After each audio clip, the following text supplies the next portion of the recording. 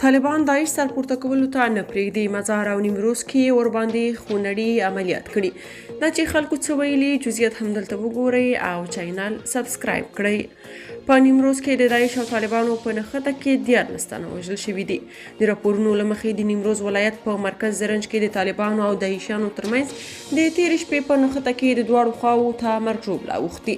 راپورونه وایي چې نښته تېره شپه د زرنج په معصوم آباد کلي کې وشوه او په ترڅ کې لږ تر لږه 10 داعشیان او 3 طالبان وژل شوي دي. د طالبانو حکومت ویلي چې د دوی ځواکونو په معصوم آباد کلي کې د داعش وسلوالو پر یو پټنځای عملیات وکړه او کابو 2 ساعته یې دوام وکړ. له دې سره هممهاله د بلخ ولایت مرکز ته نږدې په نهر شاهي ولسوالۍ کې د داعش او طالبانو ترمنځ په نښته کې د طالبانو په وینا 6 داعشیان ووژل شول.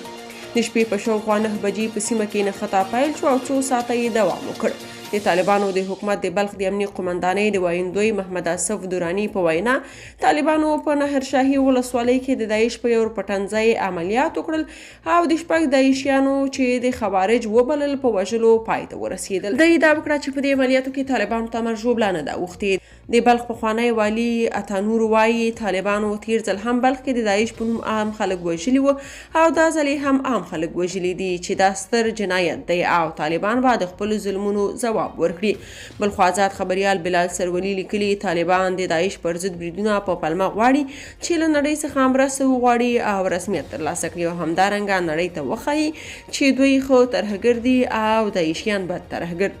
یو شمېر نور شنونکي هم وایي چې طالبان له یوې خوا ادعا کوي چې افغانستان کې داعش نشته خو له بلې خوا بیا هره شپه د یادې ډلې پر ضد د عملیاتو خبر ورکوي چې دا د دوی د دروغو ښکارندویي کوي.